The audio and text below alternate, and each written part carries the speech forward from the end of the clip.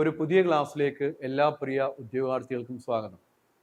നമ്മൾ ഇന്ന് എടുക്കുന്ന ഒരു ഏരിയ എന്ന് പറയുന്നത് issues in financing a cooperative എന്നാണ്. എന്താണ് issues in financing a cooperative? Junior cooperative ഇൻസ്പെക്ടറുടെ സിലബസിൽ ഉള്ള ഒരു ടോപ്പിക്കാണ്. കേരള ബാങ്കിന്റെ സിലബസിലും ഉള്ള ഒരു ടോപ്പിക്കാണ്. What are the issues in financing a cooperative? ഒരു കോപ്പറേറ്റീവ് ഫിനാൻസിങ്ങുമായിട്ട് ബന്ധപ്പെട്ട് അവർ ഫേസ് ചെയ്യുന്ന പ്രധാനപ്പെട്ട പ്രോബ്ലംസ് എന്തൊക്കെയാണ്, അതാണ് നമ്മൾ ഈ ഒരു ടോപ്പിക്കിൽ നമ്മൾ ഡിസ്കസ് ചെയ്യുന്നത്. നോക്കിക്കേ, racing of adequate working capital is a major problem confronting the cooperative sector.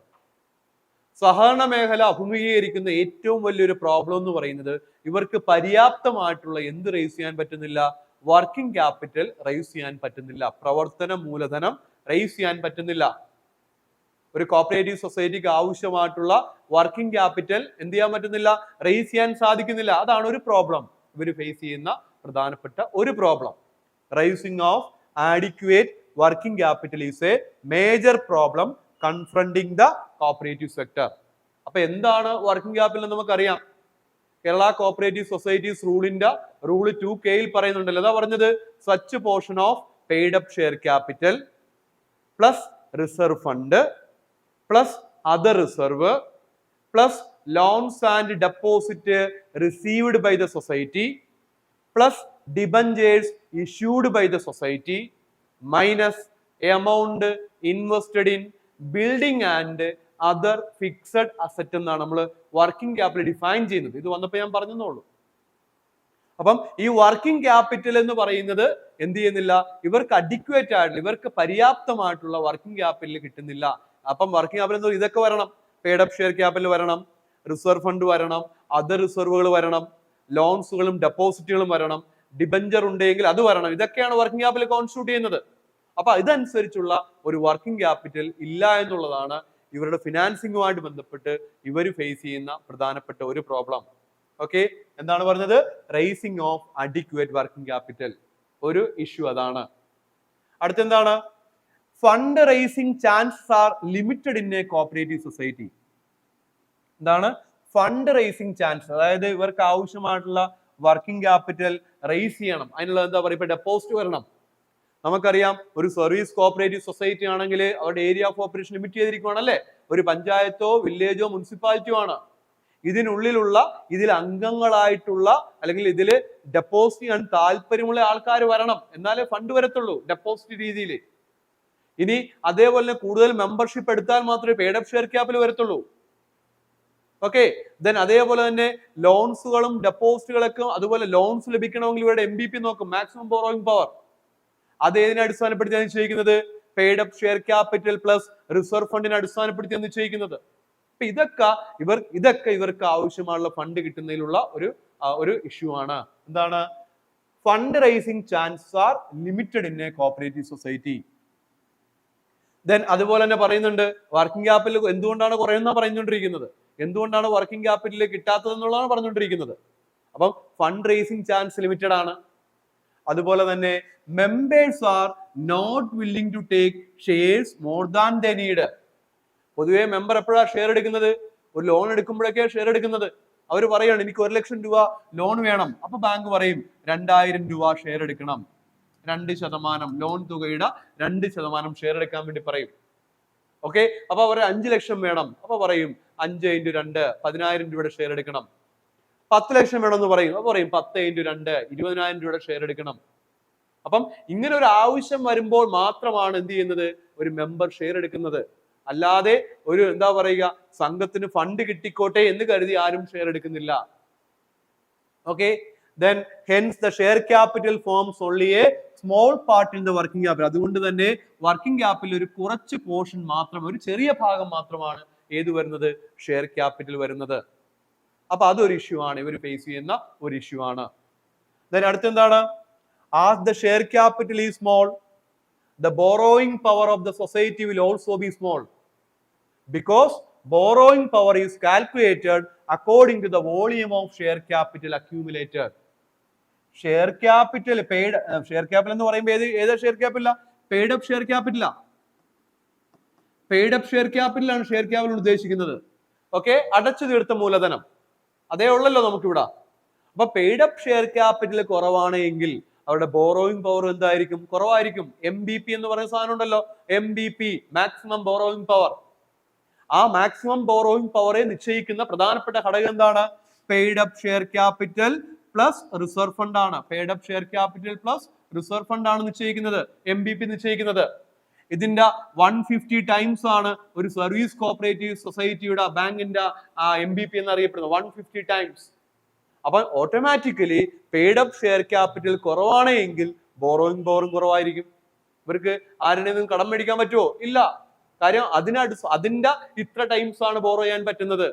അപ്പൊ അത് അവർ ഫേസ് ചെയ്യുന്ന ഒരു പ്രോബ്ലം ആണ്. കാര്യം ലോൺ പർപ്പസിന് അല്ലാതെ മറ്റൊരു പർപ്പസിന് വേണ്ടിയിട്ട് മെമ്പേഴ്സ് എന്ത് ചെയ്യുന്നില്ല? ഷെയർ എടുക്കുന്നില്ല. അതുകൂടാതെ വർക്കിംഗ് ക്യാപിറ്റൽ ഒരു ചെറിയ പോർഷൻ മാത്രമാണ് ഏതിൽ വരുന്നത്? ഈ പറഞ്ഞ ഷെയർ ക്യാപിറ്റൽ വരുന്നത്. അപ്പൊ അതൊരു ഇഷ്യൂ ആണ്. ദെൻ അടുത്ത എന്താ പറഞ്ഞത്? അടുത്ത പറയാം, more over the members have the freedom to withdraw the share capital at any time after a short span specified in the bylaw of the society. So the share capital part of the working capital of a cooperative society is fluctuating.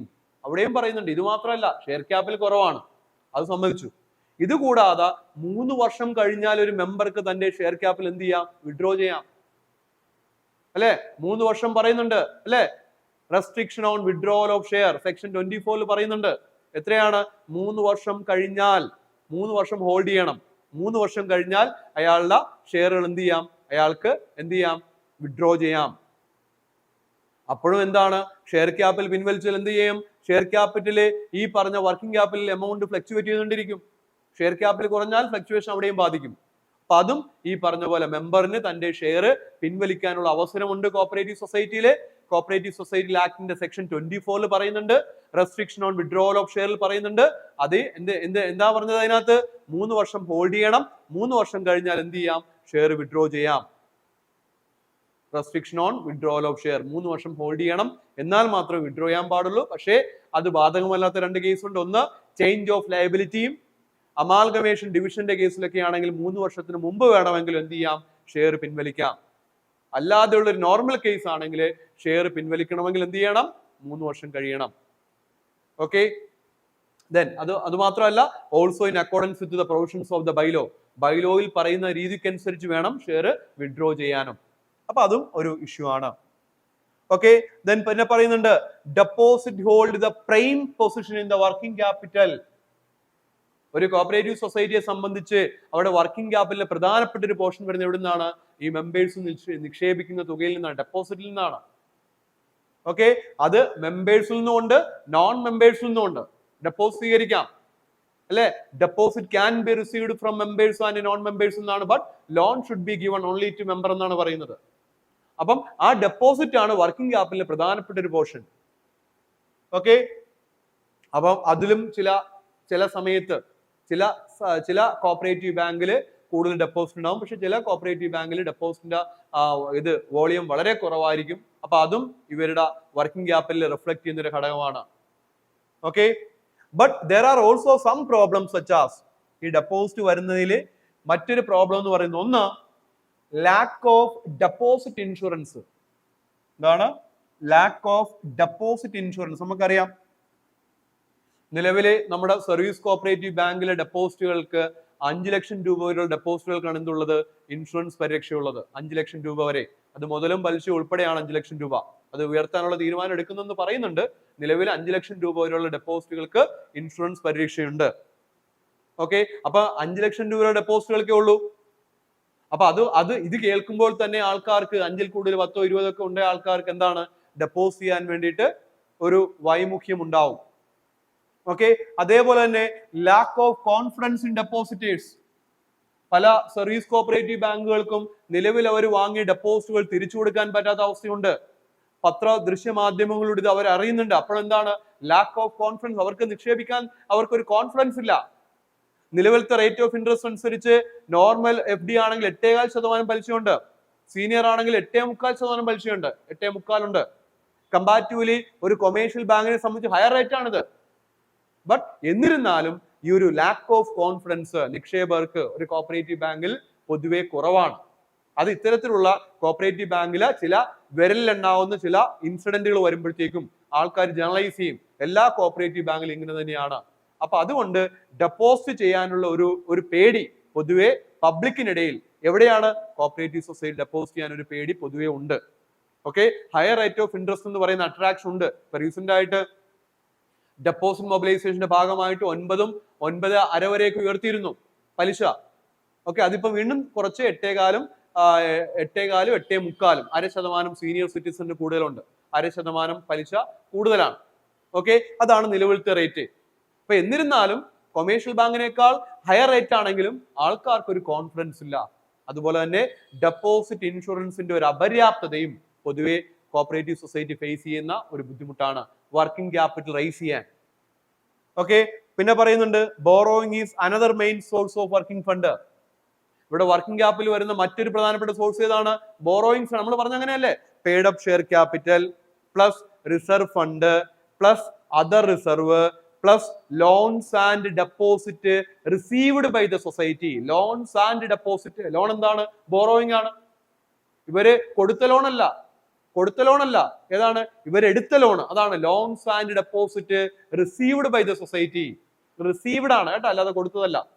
Okay, അപ്പം loans borrowings ആണ് മറ്റൊരു source of working capital. The main lender ആരാണ്? പ്രധാനപ്പെട്ട lender ആരാണ്? Cooperative സൊസൈറ്റിക്ക് വേണ്ട fund കൊടുത്ത് സഹായിക്കുന്ന പ്രധാനപ്പെട്ട ലെൻഡർ ആരാണ്? ഇവരുടെ അപ്പെക്സ് ഇൻസ്റ്റിറ്റ്യൂഷൻ ആണ്. ഒരു PSCSനാണെങ്കിൽ കേരള സ്റ്റേറ്റ് കോപ്പറേറ്റീവ് ബാങ്ക് ആണ് ഇപ്പോൾ കൊടുക്കുന്നത്. ഒരു PCRDBക്ക് ആണെങ്കിൽ KCRDB കൊടുക്കും. അപ്പം ഇവര് കൊടുക്കുന്ന ഫണ്ടാണ്, ഇവരുടെ കയ്യിൽ നിന്ന് വായ്പയായിട്ട് വാങ്ങുന്ന തുകയാണ് ഇവരുടെ പ്രധാനപ്പെട്ട സോഴ്സ് ഓഫ് ഫണ്ട് എന്ന് പറയുന്നത്. Borrowing fund, borrowings. ഓക്കെ, എന്നാലും ഇവരുടെ കയ്യിൽ നിന്ന്, അതായത് അപ്പെക്സ് ബാങ്കിന്റെ കയ്യിൽ നിന്നും ഫണ്ട് കിട്ടുന്നതിൽ ചില കണ്ടീഷൻസ് ഫുൾഫിൽ ചെയ്യേണ്ടതായിട്ടുണ്ട്. ആര്? ഈ പ്രൈമറി ബാങ്കുകാര്. എന്താണ് അതിൽ പറയുന്നത്? ഒന്ന്, അതിൽ നിശ്ചയിക്കുന്ന ഒരു ഘടകം അവൈലബിലിറ്റി ഓഫ് ഫണ്ട്സ് ആണ്. പൊതുവെ നമ്മുടെ ഈ കോപ്പറേറ്റീവ് സെക്ടറിലെ നമ്മുടെ അപ്പെക്സ് ബാങ്കുകൾക്ക് ഫണ്ട് കൊടുത്ത് സഹായിക്കുന്നത് ആരാണ്? നബാർഡാണ്. അപ്പൊ നബാർഡ് കൊടുക്കുന്ന ഫണ്ട് പോലെ ഇരിക്കും ഈ പറഞ്ഞ പ്രൈമറി ബാങ്കിലേക്ക് ഫണ്ടിന്റെ ലഭ്യത. അപ്പം നബാർഡ് ഫണ്ട് അവൈലബിൾ ആണെങ്കിൽ വളരെ ഫ്രീ ആയിട്ട് ഫണ്ട് പ്രൈമറി ബാങ്കിന് ലഭിക്കും. ഓക്കെ, അപ്പൊ അവൈലബിലിറ്റി ഓഫ് ഫണ്ട്സ് എന്ന് പറയുന്നത് ഒരു ഇഷ്യൂ ആണ്. 2, ഇയർലി ലെൻഡിങ് പ്രോഗ്രസ്. അതായത് ഓരോ പ്രൈമറി ബാങ്കിനും ടാർഗറ്റ് ഉണ്ട്. ഇത്ര കോടി രൂപ ആദ്യം അപ്പെക്സ് ബാങ്ക് കൊടുക്കും, ടാർഗറ്റ് കൊടുക്കും. ആ ടാർഗറ്റ് നേടുവാൻ പര്യാപ്തമായിട്ടുള്ള ഫണ്ടേ കൊടുക്കത്തുള്ളൂ. അതിനേക്കാൾ കൂടുതൽ തുക എന്ത് കൊടുക്കത്തില്ല, ഇവർക്ക് ഫണ്ടായിട്ട് കൊടുക്കും. അപ്പൊ ഇവരുടെ ഇയർലി ലെൻഡിങ് പ്രോഗ്രസ് അനുസരിച്ചിരിക്കും ഇവർക്ക് കിട്ടുന്ന ഫണ്ട്.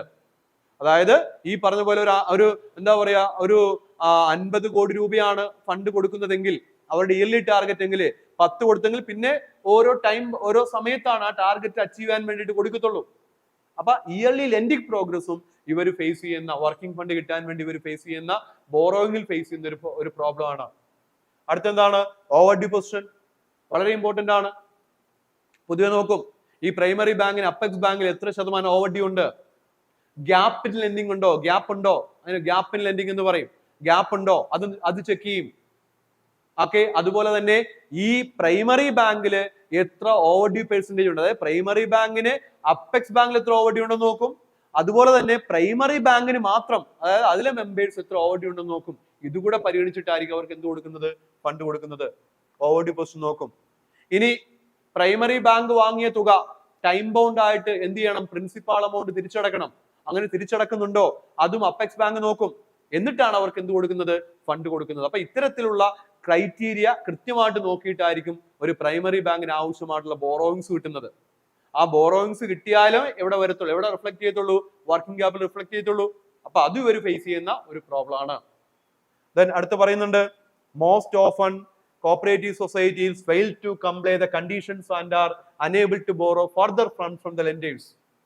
അതായത് MBP അത് ഇവരുടെ ബോറോയിങ്സ് ആണ് റെസ്ട്രിക്ട് ചെയ്തിരിക്കുന്നത്. അപ്പൊ അതിനുള്ളിൽ നിന്നുകൊണ്ട് എന്ത് ചെയ്യാൻ പറ്റത്തുള്ളൂ? ബോറോ ചെയ്യാൻ പറ്റത്തുള്ളൂ. അപ്പൊ അത് ഇവർ ഫേസ് ചെയ്യുന്ന ഒരു പ്രോബ്ലം ആണ്. ദെൻ ലാൻഡ് ഡെവലപ്മെന്റ് ബാങ്ക്സ് ഒഴികെയുള്ള മറ്റൊരു കോപ്പറേറ്റീവ് ബാങ്കിനോ ഈ പറഞ്ഞ പോലെ ഇക്വിറ്റി ഓർഡിനറി ഷെയറോ, ഇഷ്യൂ ഓഫ് പ്രിഫറൻസ് ഷെയറോ, issue of debentures or bonds, ഇതിൽ ഓർത്തു വെക്കേണ്ടത് ഡിബഞ്ചേഴ്സ് ഓർ ബോൺസ് ആണ് ലാൻഡ് മോർഗേജ് ബാങ്ക്സിന്. അത് 1992 വരെ ഉണ്ടായിരുന്നുള്ളൂ ഇഷ്യൂ. അതിനുശേഷം ഇഷ്യൂ ഇല്ല.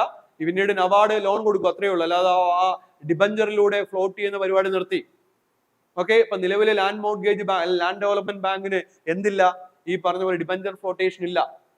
ഓക്കെ, അപ്പൊ ഇതാണ് ഇവര് ഈ ഒരു കോപ്പറേറ്റീവ് സൊസൈറ്റി അവരുടെ ഫിനാൻസിങ്ങുമായിട്ട് ബന്ധപ്പെട്ട് അവർ ഫേസ് ചെയ്യുന്ന വളരെ പ്രധാനപ്പെട്ട പ്രോബ്ലംസ് ആണ് പറഞ്ഞത്. പ്രത്യേകിച്ച് അവരുടെ വർക്കിംഗ് ക്യാപിറ്റൽ കിട്ടുന്നില്ല എന്നുള്ളത് തന്നെയാണ്, അവർക്ക് പര്യാപ്തമായിട്ടുള്ള വർക്കിംഗ് ക്യാപിറ്റൽ ഇല്ല എന്നുള്ളത് തന്നെയാണ് അവരുടെ ഫിനാൻസിങ്ങിൽ അവർ ഫേസ് ചെയ്യുന്ന വളരെ പ്രധാനപ്പെട്ട ഇഷ്യൂ. ഓക്കെ, അതിന്റെ കാരണങ്ങൾ എന്താണെന്ന് നമ്മളിപ്പോൾ പഠിച്ചു. അപ്പൊ ഇത്രയും കാര്യങ്ങളാണ് ഈ ഒരു ടോപ്പിക്കിൽ നമ്മൾ ഡിസ്കസ് ചെയ്യുന്നത്. ഇനി എന്തെങ്കിലും സംശയമോ കാര്യങ്ങളോ ഉണ്ടെങ്കിൽ കമന്റ് ചെയ്യുക. Okay, thank you.